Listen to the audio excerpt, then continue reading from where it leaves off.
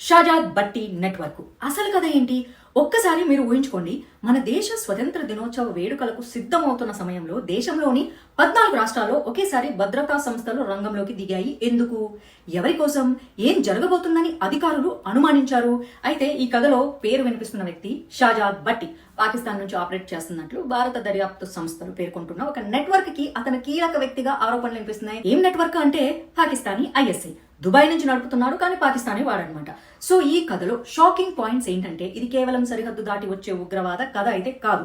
Social media నుంచి మొదలై భారతదేశంలోని స్థానిక కాంటాక్ట్స్ వరకు వెళ్ళిందని దర్యాప్తు సంస్థలు చెప్తున్నారు. అంటే మన ఎన్ఐఏ అలాగే మన ఇంటెలిజెన్స్ వర్గాలన్నమాట.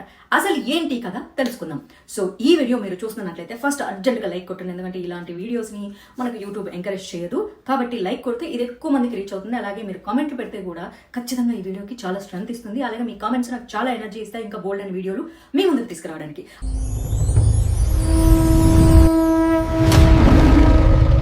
అన్నట్టు ఫ్రెండ్స్, నేను కొత్త ఛానల్లో స్టార్ట్ చేయబోతున్నాను. చాలా రోజుల నుంచి చెప్తున్నాను కదా, కేవలం మన తెలుగు రాష్ట్రాల్లో జరుగుతున్న వివరాలు మాట్లాడుకోవడానికి. ఎందుకంటే ఈ ఛానల్లో దేశం మొత్తం ఏం జరుగుతుందో మాట్లాడుతుంటాం. అది మాత్రం కేవలం తెలుగు ఛానల్స్ కోసం. సో ఛానల్ నేమ్ వచ్చేసి మాధవి డీ కోడ్స్. సబ్స్క్రైబ్ చేసుకోండి. సరే, అసలు మన ఇండిపెండెన్స్ డేకి భారతదేశాన్ని ఈ ఉగ్రవాద ముఠ ఎట్లా నాశనం చేయాలనుకుంది, అసలు ఈ కథలో షాకింగ్ పాయింట్స్ ఏంటి అన్నది మనం ఇప్పుడు మాట్లాడుకుందాం. అసలు ఈ షాజాద్ బట్టి ఎవరు?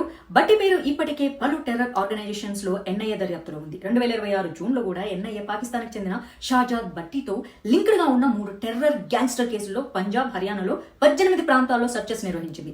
Digital devices, documents, communication networks, financial transactions కి సంబంధించిన సమాచారం కూడా సేకరిస్తున్నట్లు ఎన్ఐఏ తెలిపింది. అంటే ఈ నెట్వర్క్ ఒక్క రోజులో కనిపించింది అయితే కాదు, ఇది నెలల తరబడి ఇన్వెస్టిగేషన్ సాగింది. అసలు గేమ్ ఎక్కడ మొదలైంది? సోషల్ మీడియా దర్యాప్తు సంస్థల ప్రకారం సోషల్ మీడియాను ఉపయోగించి యువతతో కనెక్ట్ అవ్వడము, కొందరిని ఇన్ఫ్లుయెన్స్ చేయడము, తర్వాత లోకల్ కాంటాక్ట్స్ గా ఉపయోగించుకోవడం ఈ నెట్వర్క్ లో ముఖ్యమైన భాగంగా కనిపించింది. మొన్న జరిగిన ఈ కాక్రోచ్ మందల్లో వీళ్ళు కూడా కలిసిపోయి దేశంలో రప్చర్ చేయాలనుకున్నారు. అందుకే నేను చెప్తాను ఫ్రెండ్స్, ఈ కాక్రోచ్లు అనేవి మంచివి కాదు. ఇవి దేశాన్ని ముక్కలు ముక్కలుగా చేయాలనుకున్న దుష్ట శక్తులు అని. యాక్చువల్లీ ఈ నెట్వర్క్ లో చాలా ఇంపార్టెంట్ భాగంగా కనిపించింది ఏంటంటే, ఫస్ట్ ఫాలోవర్ తర్వాత కాంటాక్ట్ తర్వాత ఇన్ఫ్లుయెన్స్, చివరికి నెట్వర్క్. ఇదే కథలో అత్యంత సీరియస్ పాయింట్. ఎందుకంటే ఒక యువకుడిని ఒక్క రోజులో రాడికలైజ్ చేయలేము. నెమ్మదిగా అతని ఆలోచనలను ప్రభావితం చేయటము చాలా ప్రమాదకరం. మరి భారత్ లోకి ఎలా వచ్చింది? భారత్ దర్యాప్తు సంస్థల ప్రకారం అయితే సోషల్ మీడియా ద్వారా కొంతమంది వ్యక్తుల్ని ఐడెంటిఫై చేసి వాళ్ళను డైరెక్ట్ కాంటాక్ట్ ఏర్పరచుకున్నారని ఆరోపణలు అయితే వినిపిస్తున్నాయి. కానీ వారితో లోకల్ లెవెల్ యాక్టివిటీస్ చేయించడము, కీలక ప్రాంతాల గురించి ఇన్ఫర్మేషన్ సేకరించడం, అంటే like police, defence, religious locations పైన సర్వేలెన్స్ పెట్టడం లాంటివి, అంటే దేవాలయాలు అట్లా, అలాంటి ఆరోపణలు ఇప్పుడు దర్యాప్తులో ఉన్నాయన్నమాట. అంటే ఒక పెద్ద అటాక్ కి ముందు ఇన్ఫర్మేషన్ కలెక్షన్ చేయడం అనమాట. అదే ఇంటెలిజెన్స్ ఈ నెట్వర్క్ కి కీలకమైన అంశంగా అధికారులు అయితే చెప్తున్నారు. ఎప్పుడు జరిగింది? ఆగస్టు 12. అక్కడే అసలు ట్విస్ట్ ఉందన్నమాట.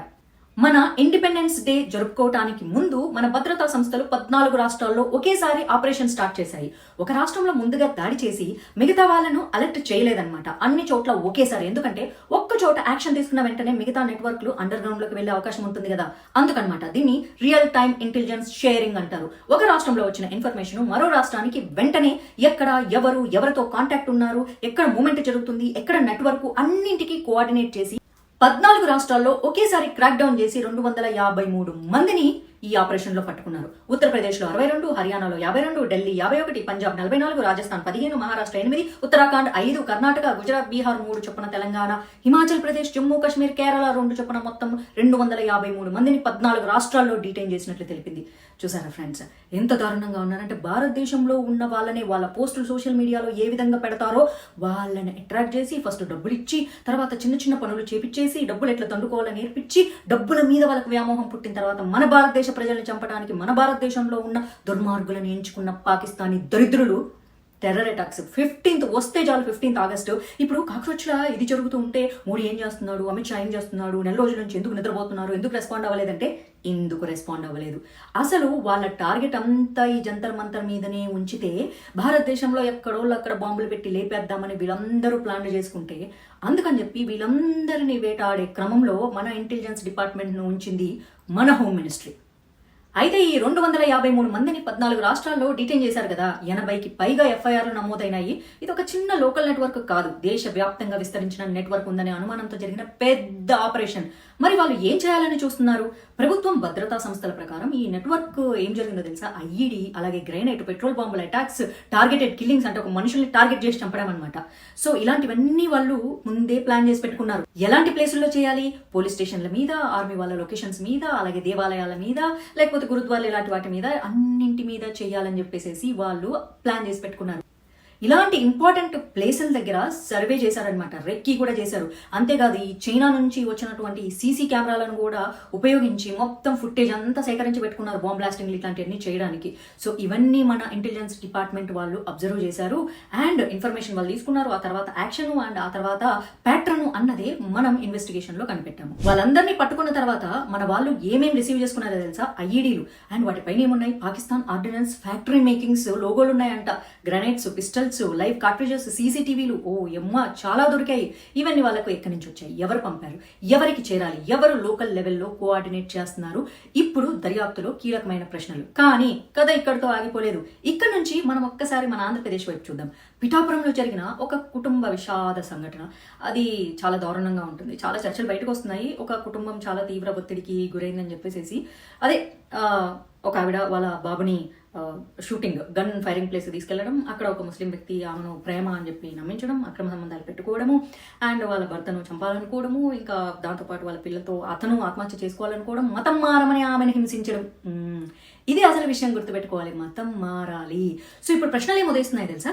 అసలు ఈ రైఫిల్ షూటింగ్ కి పర్మిషన్స్ ఎందుకు ఇచ్చారు? అది కేవలం రైఫిల్ షూటింగ్ మాత్రమే జరుగుతుందా? అక్కడ టెర్రరిజం లింకులు ఏమైనా ఉన్నాయా? ఆ రైఫిల్స్ ప్లేస్ లో ఒరిజినల్ రైఫిల్స్ ఇంకా ఏమైనా ఉన్నాయా? ఇంకేదైనా జరుగుతుందా? ఇన్వెస్టిగేషన్ చేయాలని అయితే జనాలు అడుగుతున్నారు. ఇంతకుముందు ఏదో స్కూల్లో టీచర్ గానో కోచ్ గానో చేసేవాడంట, ఆ సందర్భంలో పసిపిల్లల్ని కూడా ఏదో శారీరకంగా హింసించేవాడంట. పోక్సో కేసు పెట్టకుండా మతాన్ని వాడుకొని అతను బయటకు వచ్చాడంట. ఆ రోజే గనక అతని మీద ఇట్లాంటి కేసులు పెట్టినంటే ఈ రోజు ఇలాంటి సిచ్యువేషన్లు వచ్చిందేవి కాదు కదా.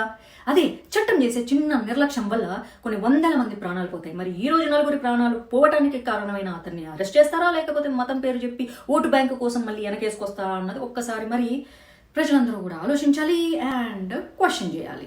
అయితే ఇక్కడ ఒక చిన్న విషయం నడుస్తుంది. ఇది అక్రమ సంబంధమా లేక క్రిమినల్ కేసా? ప్రస్తుతం మనము ఎవిడెన్స్ లేకుండా ఈ రెండింటిని ఒకటిగా కలపకూడదు. ఎందుకంటే ప్రతి ఒక్క విషాద సంఘటన టెర్రరిజంతో లింక్ చేయడము ఎంత తప్పు, టెర్రరిజం యాంగిల్ ఉన్నప్పుడు దాన్ని ఇగ్నోర్ చేయడం కూడా అంతే తప్పు. పాయింట్ అర్థమైంది కదా? అందుకే ఇన్వెస్టిగేషన్ ఏం చెప్తుందో చూడాలి, దీన్ని ఎన్ఐఏకి అప్పగించాలి.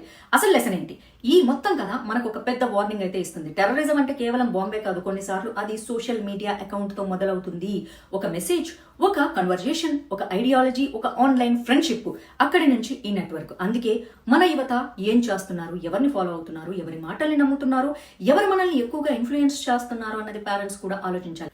ఫైనల్ గా నేను చెప్పేది ఏంటంటే ఫ్రెండ్స్, ఈ ఆపరేషన్ లో మన ఇంటెలిజెన్స్ డిపార్ట్మెంట్ 14 రాష్ట్రాల్లో కోఆర్డినేషన్ గా యాక్షన్ తీసుకుని 253 మందిని డీటైన్ చేసినట్లు కేంద్రం తెలుపుతుంది.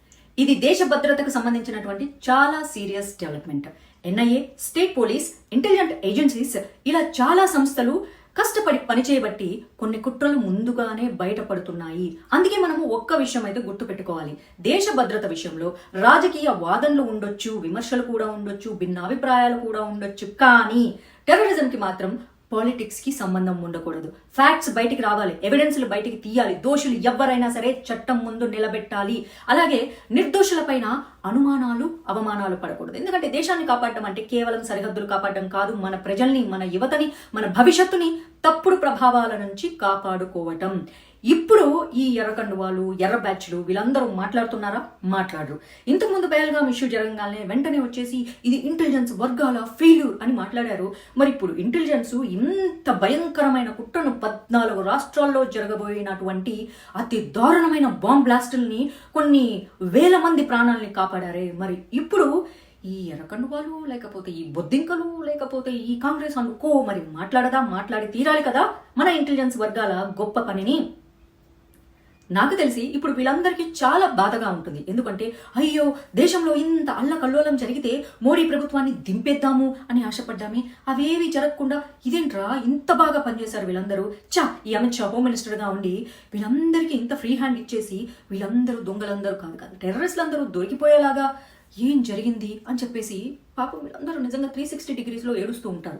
ఒక్కసారి ఊహించుకోండి ఫ్రెండ్స్, ఇదే సమయంలో కాంగ్రెస్ ప్రభుత్వం ఉండింటే భారతదేశంలో ఏం జరిగిండేది మన హైదరాబాద్లో అప్పుడు లుంబిని పార్క్లో ఒక ఇష్యూ, గోకుల్ చాట్లో ఒక ఇష్యూ, అలాగే మన ముంబైలో తాజ్లో ఒక ఇష్యూ, బాంబ్ బ్లాస్ట్లు, గన్ ఫైరింగ్లు, రకరకాల మంది, వందల మంది చనిపోయినట్లు ఈ 14 రాష్ట్రాల్లో కొన్ని వేల శవాలు అట్లా గాలికి లేచిపోయి ఉండేవి.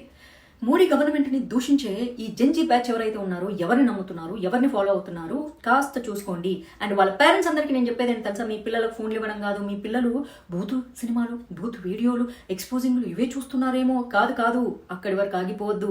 టెర్రరిజాన్ని ఫాలో అవుతున్నారు, దేశాన్ని ముక్కలు చేసే బొద్దింకలను ఫాలో అవుతున్నారు, ఆ ఐడియాలజీని ఫాలో అవుతున్నారు. ఇలాంటివన్నీ చూసుకోవాలి. జ్యోతిక లాంటి హీరోయిన్స్ నా కొడుకు అభిజిత్ లాగా పెరగాలని, అభిజిత్ అనేటోడు ఇట్లాంటి బాంబ్ బ్లాస్టులు భారతదేశంలో జరిగితే సంబరపడిపోయి మోడీని దించేద్దామని చూస్తున్నాడు. అలాంటి పిల్లల్ని పెంచొద్దు, అలాంటి పిల్లల్ని కనొద్దు. సో దీని మీద మరి మీరేం కామెంట్ చేస్తారో దయచేసి చెప్పండి ఫ్రెండ్స్. మళ్ళీ ఒక మంచి వీడియోతో మీ ముందుకు వస్తాను. అంతవరకు నేను సైతం దేశం కోసం.